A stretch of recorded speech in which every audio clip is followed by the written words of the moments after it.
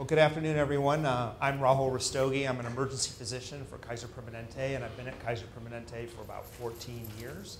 I've served for the last 3 years as the Chief Operating Officer for the Northwest region of Kaiser Permanente. Before I kind of jump into this presentation, I've been making some notes.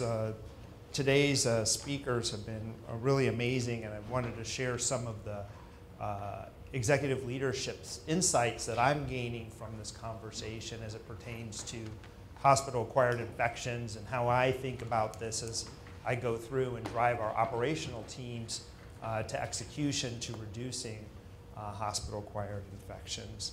But before I do that, and I'll share these thoughts as I talk about this. How many of you are in healthcare? You raise your hand. Really? That's it.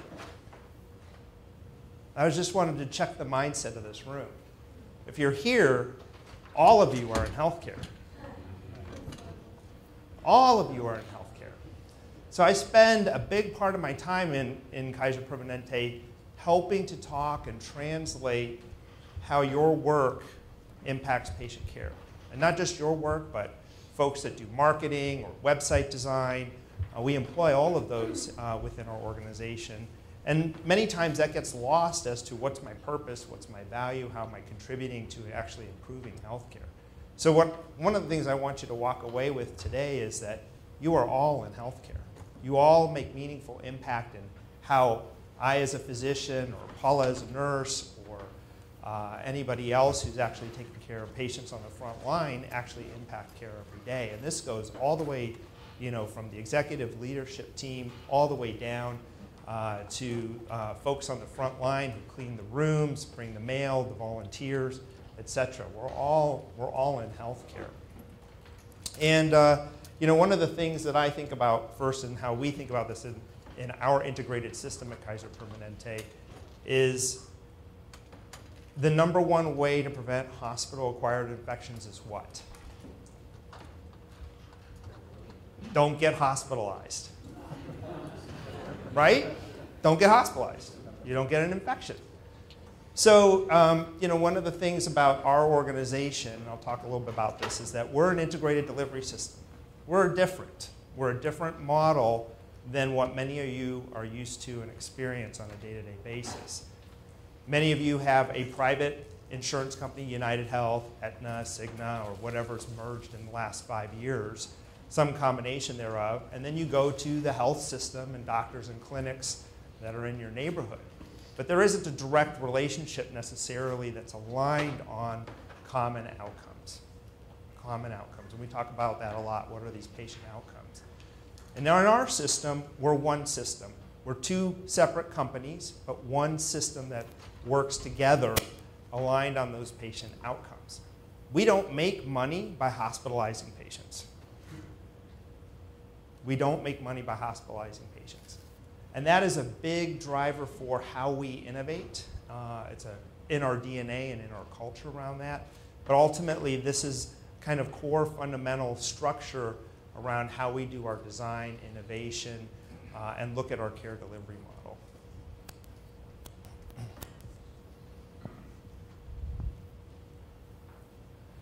So as I said, we're two organizations.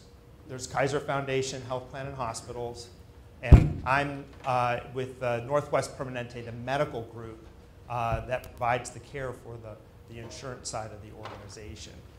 And up there on your right is what we call our values compass. This is something that we've had for about, as long as I can remember since being with the organization.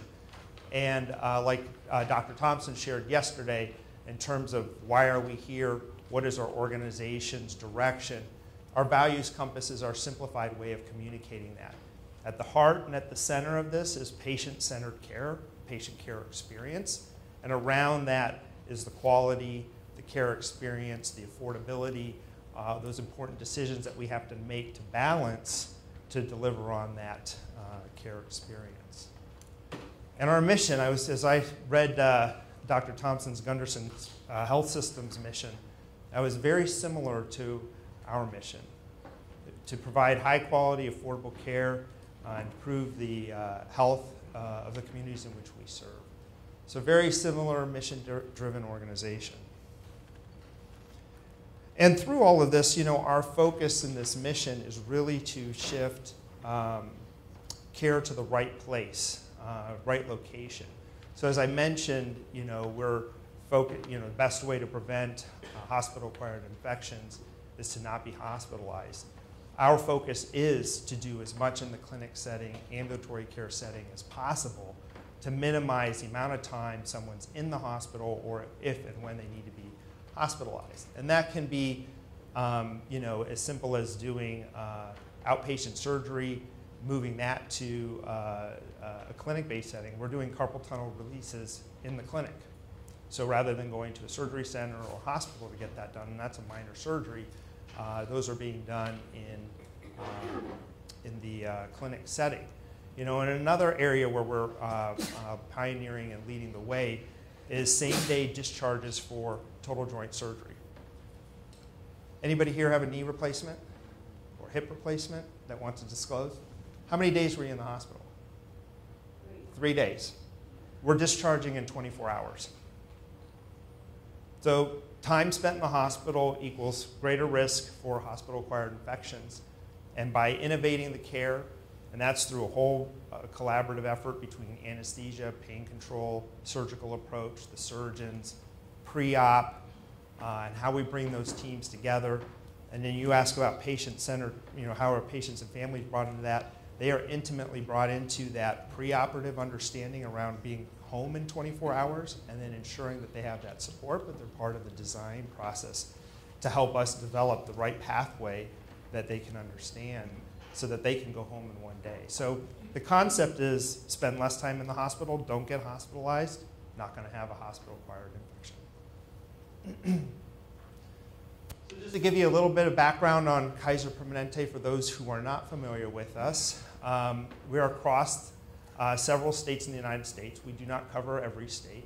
We're primarily in the West Coast, Washington, Oregon, California, Hawaii. We also have membership in Colorado, in the Mid-Atlantic region, and Georgia as well.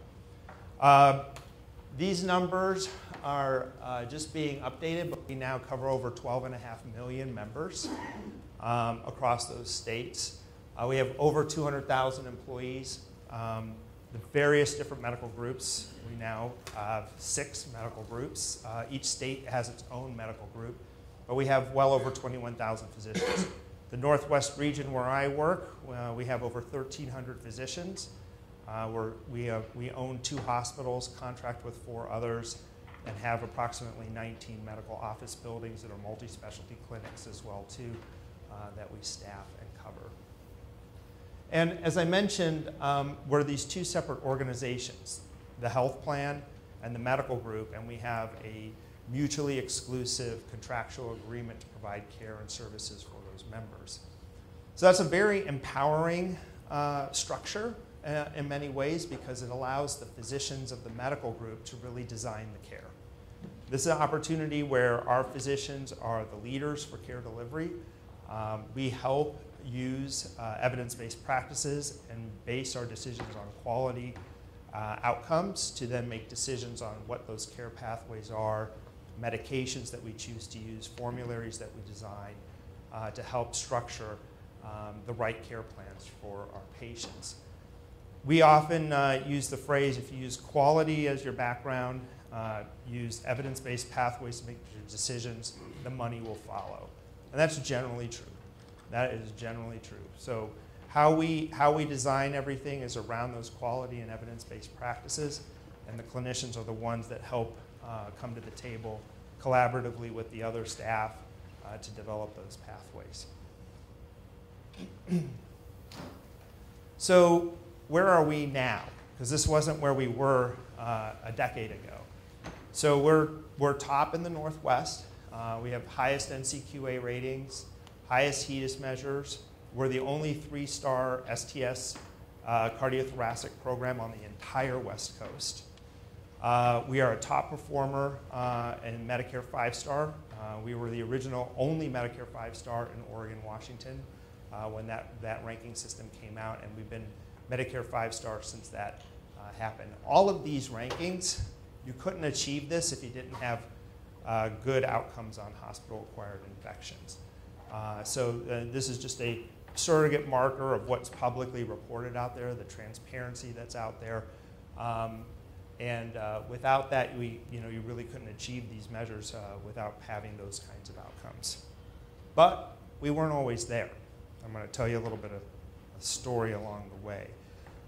And before I do that, as I was saying, there are a lot of shared insights. So just from last night, having clear mission and values, having patient-centered care at the heart of your decisions, and certainly developing a culture of excellence, what's permissible and what's not, as a key part of your leadership, as a key part of the structure.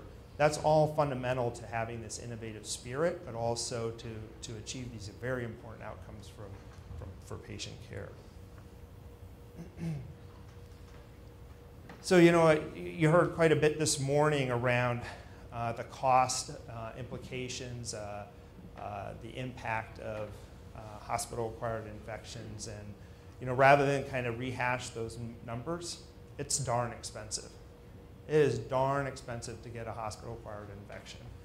And so what I want to impart on you is not so much the cost, but the impact to you personally. How many of you have employees that report to you?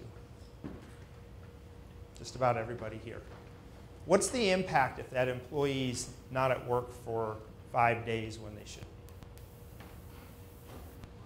Awful, right? It's hard. It's hard on the rest of the team. It's hard on you. It's hard on the company. And imagine that, that the typical hospitalization is anywhere from 3 to 5 days. 3 to 5 days. 3 days if you're a high-performing hospital, 5 days if you're average. One hospital-acquired infection can extend that hospitalization to 17 days. That's just the inpatient hospitalization. That doesn't mean that the home recovery, the physical therapy, some other cognitive declines that can happen, some of the other things, going to rehab that need to happen after that. So, the inpatient extension alone will take an employee out for an extended period of time. And I often hear from many large group employers that say, what are you doing to help me get my employees back to work? Because it's really important for me to make sure I've got employees I can count on that are healthy and happy. And this is one of those areas, by reducing hospital-acquired infections, that's really key to helping our patients get back to work sooner, but also keeping our employers and obviously our membership growing as well too. The other thing I want to talk about are these intangible costs and indirect costs.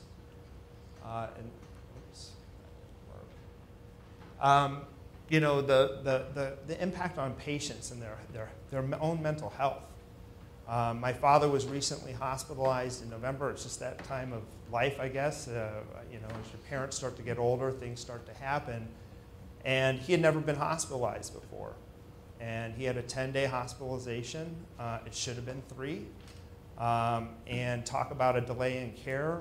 It was just left and right. And what started out with something that should have been managed in an outpatient setting landed him in the hospital, like I said, for 10 days.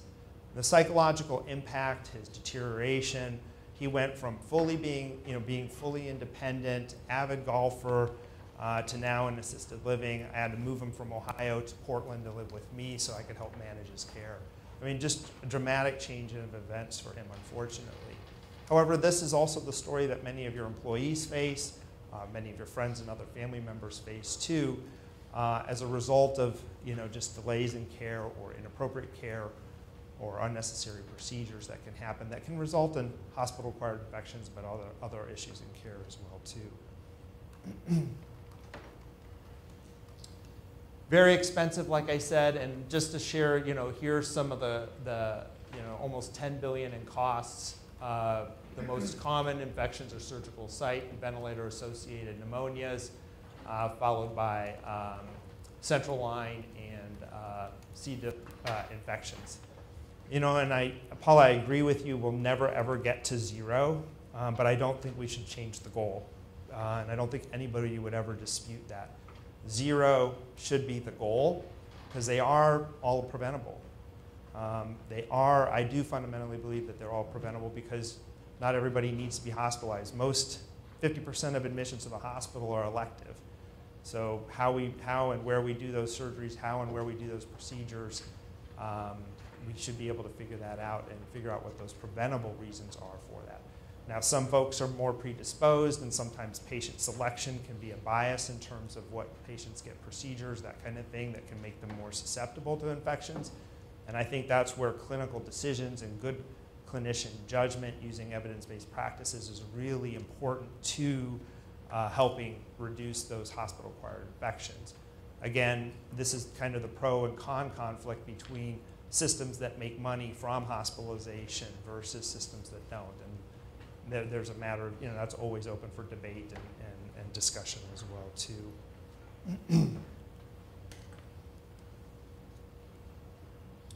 So, while I shared our accolades and performance over the last 5 years, we weren't always there.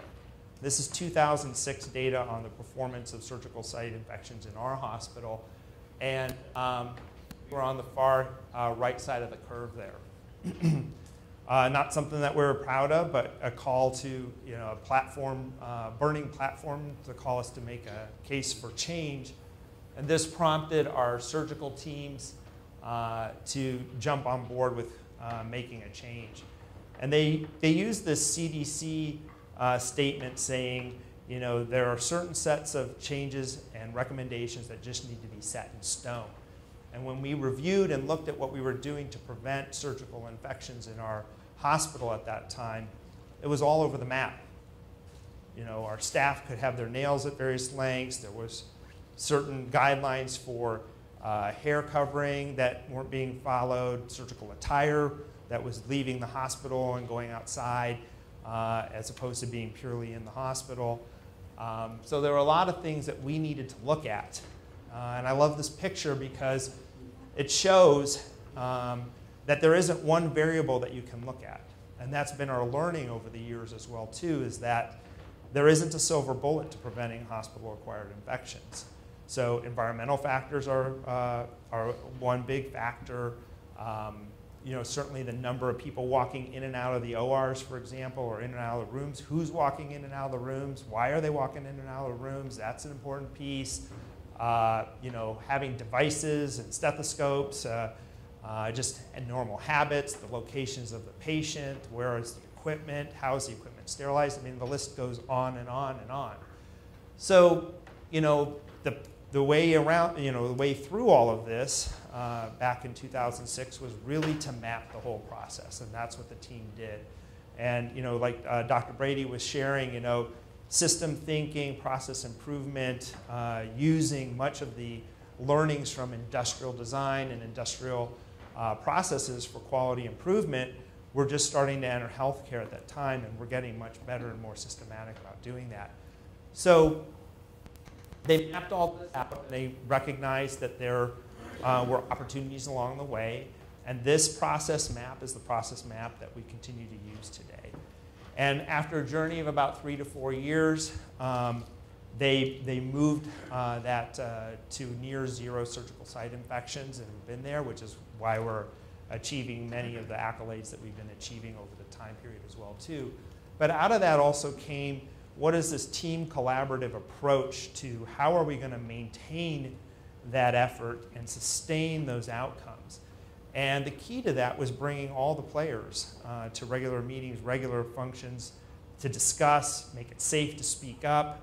As you heard Dr. Brady and others talk about, that culture of being able to speak up and talk about those issues is really critical. And so creating this infectious control team comprised of these individuals, the building management, environmental services, infection prevention, surgical managers, sterilization managers, bringing all of these folks together to talk about these issues was essential.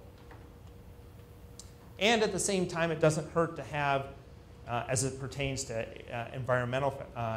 the environmental contributions, it doesn't hurt to have state regulations that require you to meet certain settings as well, too. So in Oregon, The state does require a certain number of air changes, filtration expectations, and then in addition, what are the settings for relative humidity as well too. So that also kind of, from that perspective, that one variable does set some requirements. And I'm not sure if every state has these requirements, but I just know this is what it is for Oregon.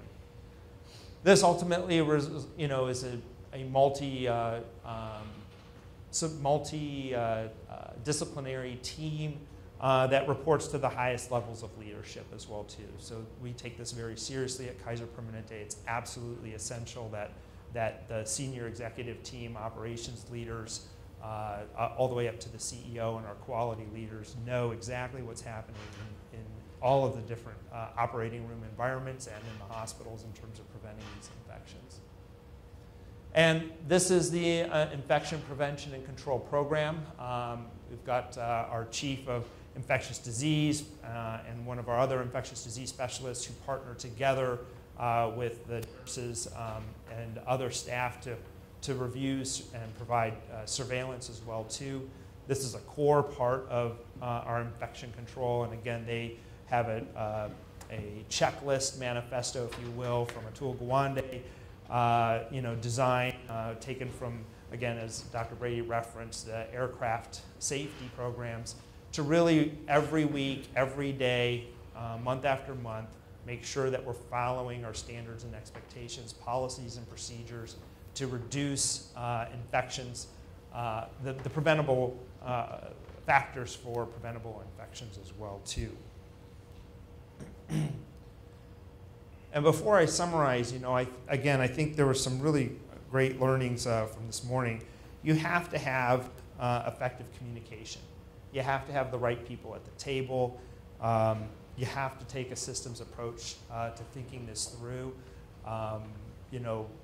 Outside of our healthcare system where it's not integrated, you've got clinics and surgeons, and then you've got the hospitals. They're not always all on the same page around what's the best techniques, what's the best approach.